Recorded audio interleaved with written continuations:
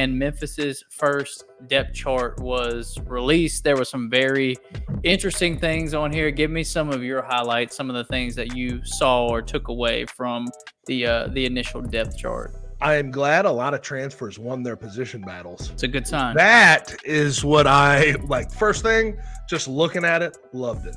But all these transfers that you're like, okay, this is a bunch of experience. You need them to make immediate impacts. Seems like they're going to have the opportunity to do that. And it seems like during fall camp, they separated themselves. And that to me sort of highlights how I feel about the way this depth chart shook out. There are some surprises we'll get to, but I'm glad to see the most experienced, seemingly most talented players won out and left no doubt that they are starting at their particular position.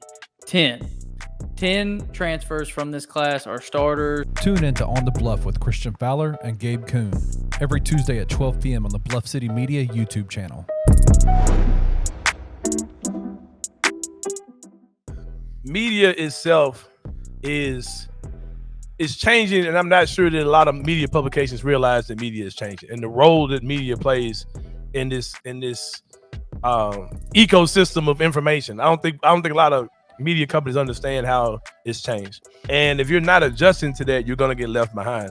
In the days of guys who are beat reporters or columnists for these publications, having access to a team and then just saying all these derogatory things because I'm the press and I'm this big bad columnist, those days are over, man. Because teams like, you know what, we create our own information, but we really don't need you for anything like that. The leverage in that relationship is just not what it used to be even 5 years. I think these guys who have these arrogant stances of, hey, I'm going to sit here and I'm going to write this article talking bad about the people that I cover, and then also expect them to grant me full access. Like, those days are just over, man. Tune in to The Anthony Sane Show, Wednesdays and Fridays at 12 p.m. weekly on the Bluff City Media YouTube channel.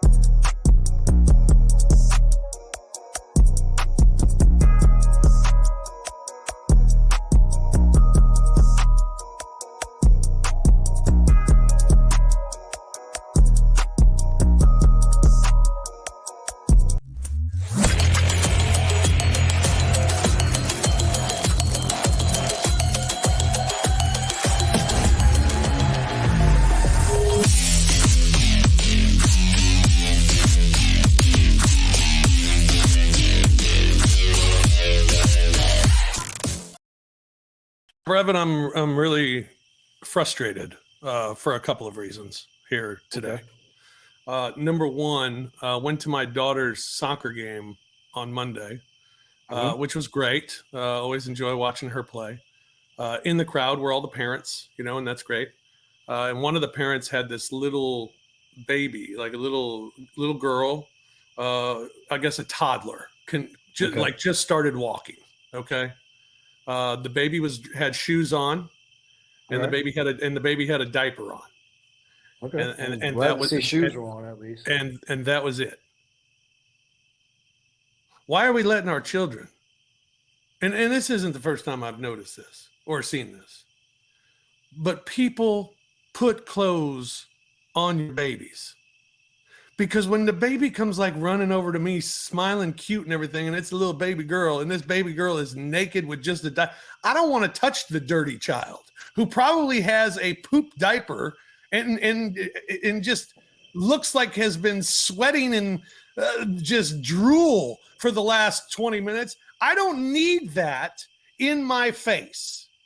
Put clothes on your children, please. Put clothes on your children. Don't be a Hoosier. Put clothes on your children. PSA from Bob Fisher. I, I would second that. I didn't know that's where you were going. You Man. jumped right in. You jumped right in with that one today. But I would agree wholeheartedly. Listen, I was giving the baby and the parents credit because they had on shoes, and then you say with the pamper, and then it just went, all of the credit that I gave them went out the window when you said that just the pamper and nothing else. But then you just threw me off. I thought you were gonna say just because little girl come running, I just don't want to touch the little baby girl with no clothes on and just a pamper. But you just went into the dirty, snotty nose, all Drool infested child. wow. Get away.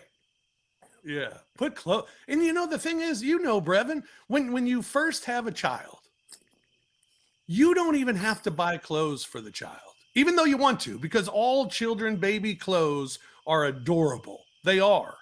But you don't even have to buy clothes because so many people buy you clothes for your child. Yes. And generally, they're in a onesie at home, which is fine. And if you want your child to run around naked at home, I don't have a problem with what you do in your own home. But when you're in public, put clothes on the child. Hello, people out there. Welcome to the show. Welcome to Night Court. That's Brevin Knight. I'm Rob Fisher. I'm also angry, Brevin, because I have gout. Oh. And you know what gout means? It means you're old. Only you're in pain. people get gout. And I'm in pain. And you're in pain. I'm in a lot of pain.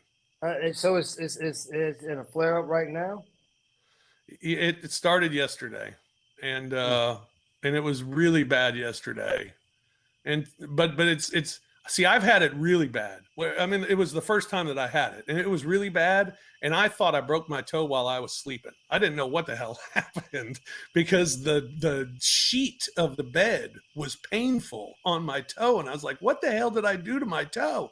And I go to the doctor to get X-rays, and they were like, "Have you changed your diet recently?" And I was like, "Yeah." And they said, "You have gout." I was like, "I thought that was for old people." And he said, "Well, you're old." Hate to break this news to you. This one's not as bad, but it's still miserably painful. And anyone who's had gout understands what I mean. And anyone who hasn't had it, it might happen when you get older. It just out of the blue. And so if there's ever a moment where you think, "Oh my God, I broke my big toe while I was sleeping," you'll remember it could be gout. You never know what you're going to get at Night Court. That's right. Information, and a little bit of information about medicine and what may happen and what it could be. Well, the other thing that could happen sometimes with Rob Fisher is he hadn't had the door open enough for the Wi-Fi. I'm in the room. I'm in the room with the box. That was me that went out there, not you. All right. That's okay. Gosh. Open the door. Some Grizzly stuff this week. Finally, hey, maybe they remember us a little bit. Maybe they've heard of us. Hey, how about that? There are going to be predictions for the season that'll be coming in and all of those things. And Tim Bontemp from ESPN polled a group of 18 NBA coaches, scouts, and executives. And Grizzly center Zach Edey led the ballot for Rookie of the Year with 8 votes. One of 6 players to receive votes for Rookie of the Year. Rockets guard Reed Shepherd was second with 5 votes. Wizards forward Alex Sarr got 2 votes. Stephon Castle of the Spurs, Tristan Da Silva of the Magic, and Rob Dillingham of the T-Wolves each got a vote apiece. But Edey, the leader with 8, 3 more than anyone else, and led that ballot for Rookie of the Year. I think a lot of it, Brevin, has to do with the fact of you look at these other teams, and I don't know how many of those teams are going to be good. I mean, Minnesota, but how big of a role is Dillingham going to have? Not as big as Zach Edey. Right, exactly. Would be good, but how big of a role does De Silva have? And again, not as big as Zach Edey. Nobody's going to have a role, at least going into the season, that Zach Edey has. Yeah, and I think a lot of that plays a big part into it. And then also the role that he played is one that is imperative for this team to be able to reach the heights that it wants to get to. Like, they need good center play in order for them to be as versatile as they would like to be on both ends of the floor. And so if he's able to go out, and we talk about 25 minutes a game, but having an impact in those 25 minutes with the rebounding, the screen setting, and just being a physical force on the floor is what they had missed. They were forcing other guys to have to play out of position because of it. So I agree that a lot of it is because of what his impact can be on winning. But the other thing is a lot of those other guys are potential guys. What are they going to look like in some years? It's not so much what's going to happen next season for them and what their impacts will be on basketball teams, whereas Zach Edey is a right now player. And with the right now, with the minutes and the ability to be on the floor, and as long as he has the availability, then I think he also puts forth a better portfolio than the other guys that were in the draft last year. Last year, I remember going into media days and remember that there was one question that I wanted to ask, and it was, Steven, how's your knee?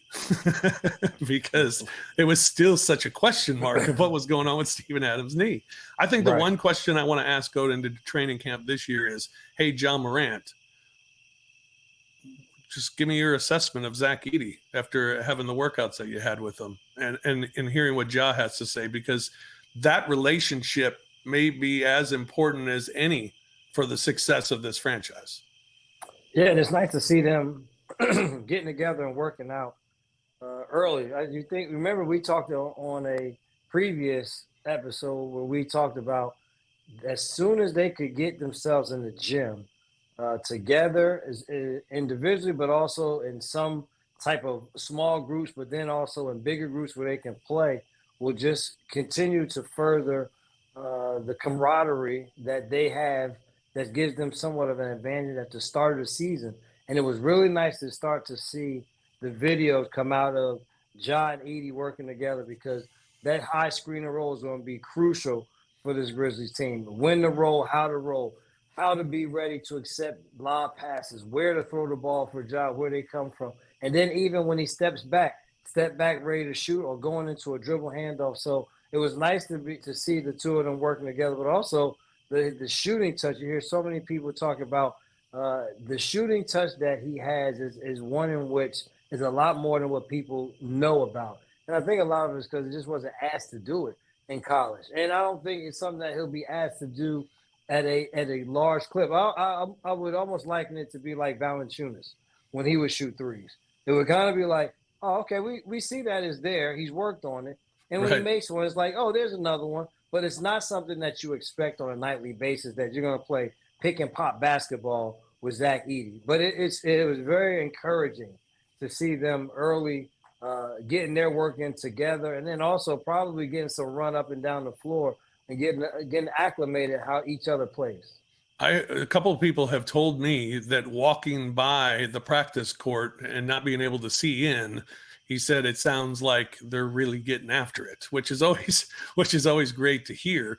When did you start getting after it? How long did you take after the season, and when did you start ramping things up and get ready? Well, usually when the season is over, unfortunately, Roberto, I didn't do a lot of late into the playoffs playing of basketball. So my seasons were over. First round was the longest I ever played in an NBA season. So I would take off that first month and a half, maybe not do much of anything. And then you just start to do, and for me, it was more playing basketball. I wasn't a big workout guy. I was a play basketball. And so it was getting in the gym and maybe play 2 or 3 times a week. But then as the summer went along, now you would ramp up to playing 5 times a week. You do some conditioning and working out also in terms of physical training. and then you're in the gym. But right around this time, where we are at this point, this is where you start to get back and you're starting to be around your guys a little bit more. Maybe on the weekends, you got to take long weekends and you go away just to get away for a minute. But just about a month before season, you would start to be in the gym more regularly, playing with one another, getting up and down, inviting guys in that are good players that are around town or wherever you may be, so that you now start to get a lot more 5-on-5 play. The other NBA news that we need to get to, of course, last week we talked about the Anthony Edwards comments, which were unfortunate. Talking about how guys back in Michael Jordan's day didn't have skill, and MJ was the only one that had skill. Well, we've had responses. We've had responses, and Magic Johnson has responded, and this is him speaking, although it's in tweet form. He said, "I never respond to a guy that's never won a championship. He didn't win a college championship. I don't know if he even won a high school championship." All right, two things wrong with that comment. One, you just responded to a guy that you said you wouldn't respond to. You just did. You just did. I mean, you can't start off and say, I don't respond to a guy. You're responding to the guy. Two, he did win a high school championship. He couldn't play for a college championship because it was a COVID year, and he just won an Olympic gold medal. So I think you can talk to him, Magic. That was like a Magic tweet. That was just stupid. But you know what? There's certain people in this world that I give passes to. Magic Johnson will always get a pass with me with the comments that he Not made. me, man. And so, not me. That's just terrible. So for me, I might not all the way agree. And like you said, it's kind of like the statement that he made in that. I told you the statement in and of itself was dumb because he said that he didn't watch basketball from back in that time, but the only person that he saw with skill, there was only one person with skill, which was Michael Jordan. And so I just said that it was hard to talk about it or have any type true back and forth where you negated your own comment within the statement. Like it was all said and done there. But it's the thing that I say is, and Isaiah Thomas said it best where he talked about the only thing that's happened nowadays is they've just done a better job of glorifying the 3-point line. Like that's become the new skill is to shoot threes. Like Right. One thing has changed. Like just everybody shoot threes. So it's not really showing a lot of skill to be able to just do that in basketball games, to be able to come out with a comment to say that the players back in that time didn't have a lot of skill as opposed to what the players in today's game have. I love Isaiah's quote when he talked about the 3-point shot has created the illusion that the athlete and skills have magically evolved into another athletic species. What? So the thing that I like about all of my old guys that I love, another one, Isaiah Thomas gets the pass and Grace. You know, he's another one of my favorites. And that is just using a lot of words to pretty much get across the point of what I said. But he just used some bigger words and wanting to get that point across. Yeah. All right. Next Olympic coach. There are reports of two guys, and I don't think it's any surprise. And because everybody's kind of been talking about these two guys, Eric Spoelstra or Ty Lue, possibly the next head coach.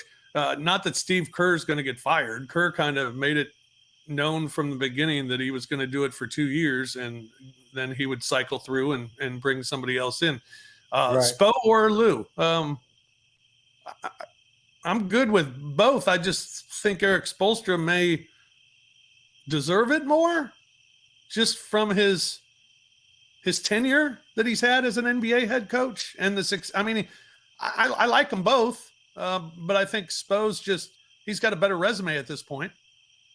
I'm with you in that it's a definite toss up. And you can flip a coin for me, and whichever one the decision was, I would be extremely happy with. I would only want the other to still be a part of the staff.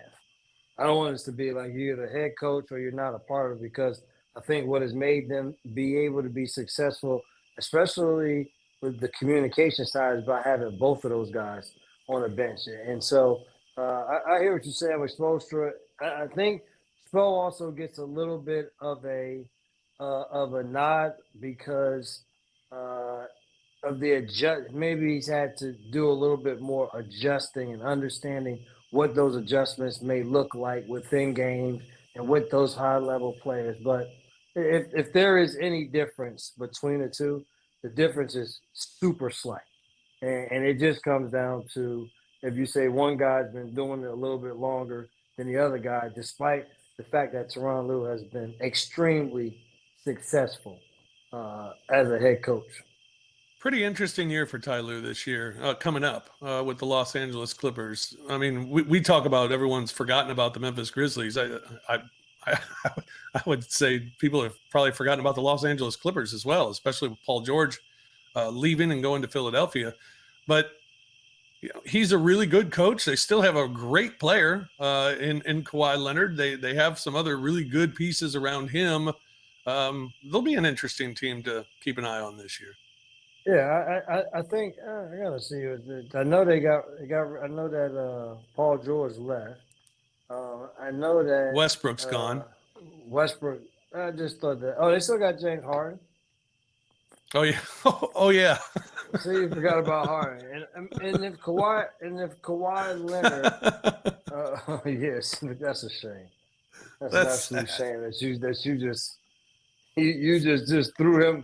You just threw him all away as if he wasn't there. Yeah, well, the thing for them is they're going to need for Kawhi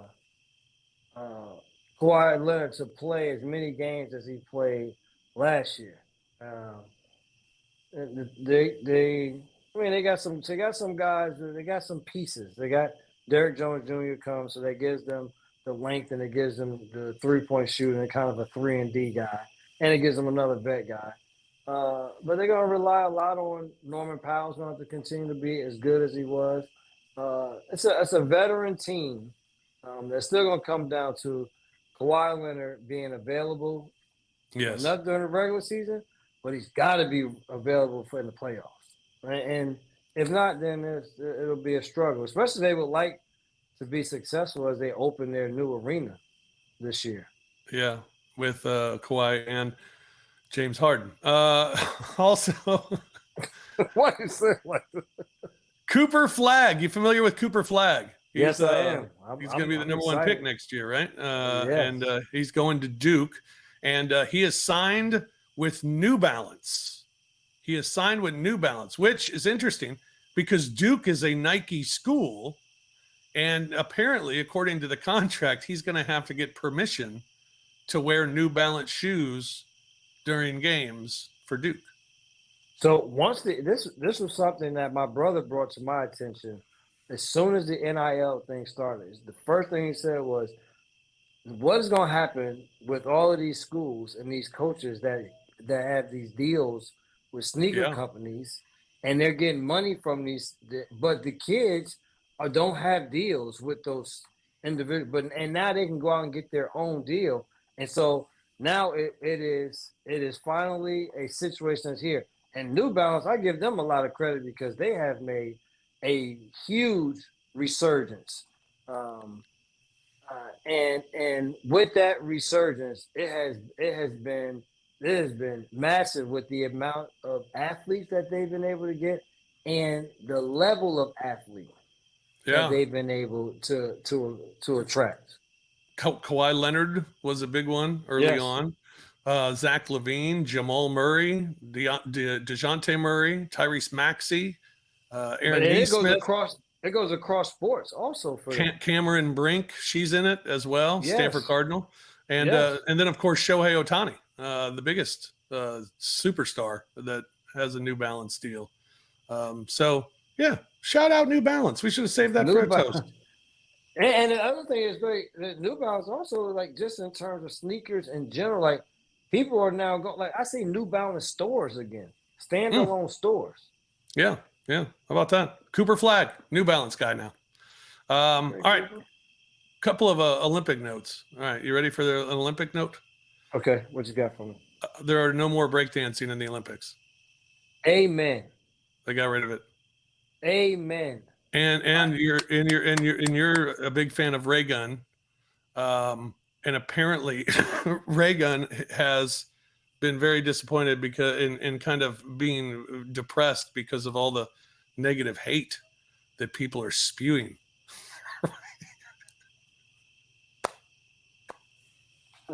I mean, listen, I'm never going to be one in which somebody feels as though they're being bullied in any way from in person or online or anything like that. But that was just an absolute travesty. It was an absolute kick in the gut to any and everyone who had something to do with breakdancing, b-boy, any of those people that came up in that genre of dance. It was an atrocity. So I am happy because if you can allow people to be able to be in it and that, then let's not have it in. Let's not do it. All right. One sport also not in the Olympics, at least in 2028. When will pickleball be in the Olympics? 2032. I think so too. If it's not, they already put the sports data for 28. What's it going to be there? Okay, Yeah. 32.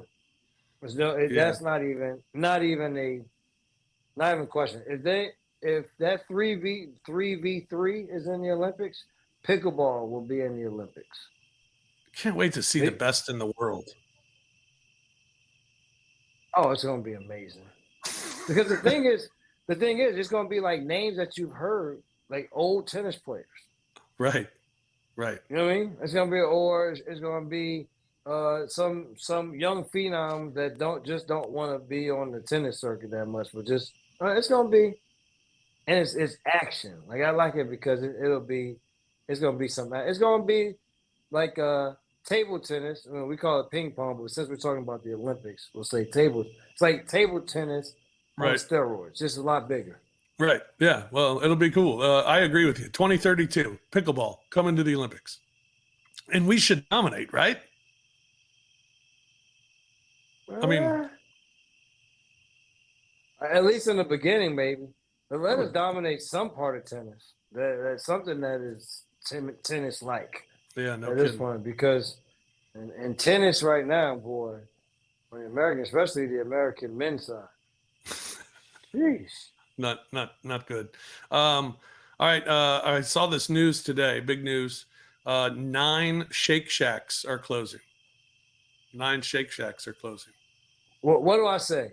If the one thing in your name is not good, then you're gonna struggle. How in the hell can your name be Shake Shack and the milkshakes not be good? That's right. I've gone to too many where the milkshake haven't been good. They have good fries. Yeah, but there's too many other places that have good fries. But it's not called Fry Shack. It's called Shake Shack. And you can't, if I can't just get a regular vanilla, not even something vanilla milkshake. And every time I get it, it's just running. It's like, I like a milkshake that as soon as you go through the straw and it's like, oh, okay, I taste, it's like, okay, it tastes a little ice cream. I guess it's not just a drink, like milk. Like this, it should be called Milk Shack. Milkshake. That's what it should be called. Milkshake. Hey, yeah, I did this today for lunch. You ever get to the heel of the bread? The end. Yes. Mm-hmm. And what do you do with it normally? Just toss it? So, like, this brethren tosses it, but the brethren from back in the day that didn't really have much did not toss it at all. That was those. What we did is you never ate the first one, So once it got down to the end, those two were the same size. So you still could make some type of. I was a big jelly sandwich for it. I didn't eat no peanut butter, just straight jelly, and I would use that for that, or it would be good for a good. I was good for putting butter on it and putting it in the oven and letting under the broiler, and eating it that way. Okay, all right. But now, I learned. Now I just throw it. Now I just like, we don't need it. Throw it. Get some more bread. Well, you don't have to. You don't have to throw it away anymore, because I've discovered it's a great hot dog bun by itself. One piece. Yeah, one piece. Yes. Hot dog bun. So I made 2 hot dogs, had 2 little buns. Voila. Heel of the bread. Hot dog bun. If you got hot dogs in your house, you got hot dogs in your house? Not a hot dog house. Well, if you have children, you have hot dogs. I don't know kids. I was about to say, I don't know no more kids. Yeah. As a matter of fact, Donovan's birthday was the other day, and we took his friends out in D.C. We went to a place where you can bowl and eat, a place called Pinstripes. We went there, and they had pigs in a blanket. And I ordered some. Nice. I love pigs in a blanket. Hadn't had it in a long time. So you'll order pigs in a blanket, but not a grilled cheese. We were watching something. A commercial came on TV, and some place was advertising for a grilled cheese. And I was like, you know what? Do you believe that fish in our group? When we go to Minnesota, they would go to a place, and for dinner, they would have grilled cheese for dinner. It's like grown men sitting down and ordering grilled cheese for dinner. It's a great grilled cheese. It's an amazing grilled cheese. It's the best in the league. Best grilled cheese in the league. Plus the best chili in the league as well. So chili and grilled cheese. Boom. Great dinner. Absolutely. But no. Not for grown-ups. Just to give you an idea, we were in Phoenix one time and we walked into this restaurant and Brevin was coming and also our friend Russ Mitchell was there with us. And I was ordering a grilled cheese and Brevin said, "What are you ordering a grilled cheese for?" I said, "You don't like grilled cheese?" And he looked at me with just this shitty look and said, "I'm an adult."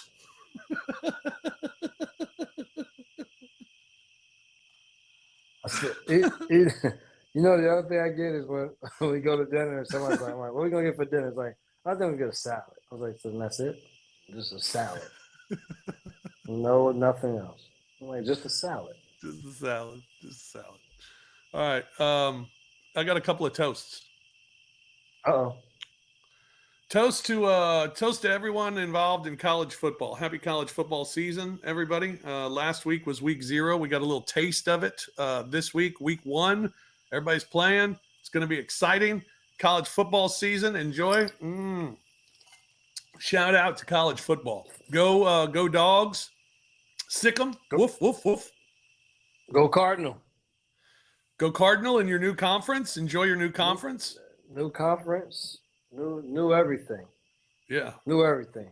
It's going to be crazy. New travel schedule for sure. My goodness. Crazy crowd travel schedule. Yeah. Also, shout out to Malika Andrews and Dave McMenamin, who got married. I saw that. Beautiful pictures of their wedding on Instagram. So shout out to them and good people. Yeah, so we give them a shout out as well. That's all I got on toast this week. You got any?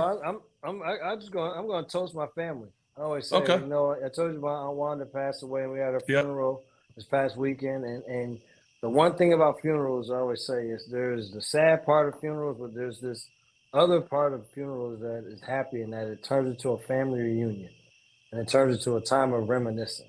And so I just want to give a toast to my entire family, everyone that showed up, and we had a great homegoing for my Aunt Wanda, but also a great time with fellowship and family. So toast to my family.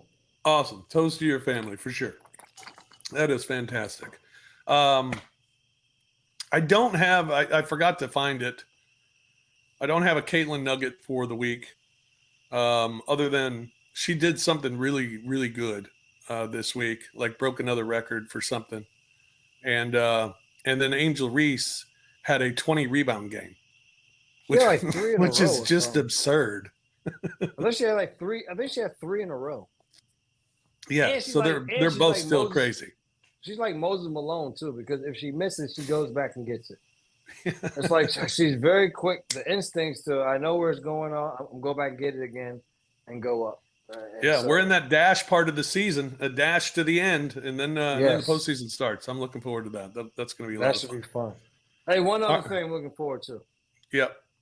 You know, on they've been doing all of these TV shows, the behind the scenes show, TV sports shows. They did it for sprint, which was track and field. You know, they did it with golf, with their show. Now they're doing it with the NBA. Coming out October 9th.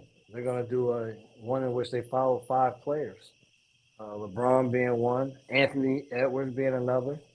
And so it'll be interesting to see that. What that was like. NASCAR, they've done the NASCAR behind the scenes one. So Right. now all the sports are getting in on this on Netflix. Netflix is just killing with these. Fantastic. That'll be fun. That'll be fun to watch for it'll be sure. interesting.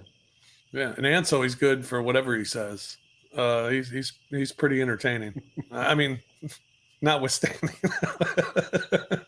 On and off the court. Yeah, High he's level great. of entertainment. Absolutely. All right. Hey, thanks for listening to this edition of Night Court. And don't forget, you can watch the episode each and every week on the Bluff City Media YouTube channel, Bluff City Media YouTube channel. And if you follow us on Twitter, we'll have links to the video as well. I'm on Twitter at The Fish Nation, Brevin on Twitter at Brevin Night 22, and the show on Twitter at Night Court 22. So you can catch us all on Twitter and get the links to the show, and you can watch it. And we thank you for listening as well and watching, and hope to see you again next week. For BK, I'm Fish. Thanks for joining us. We'll talk to you next week on Night Court. Peace. Thank you for listening to the Night Court podcast. If you enjoyed Rob and Brevin, hit that like button, subscribe to the Bluff City Media YouTube channel, and enjoy the content. We will see you back here next time.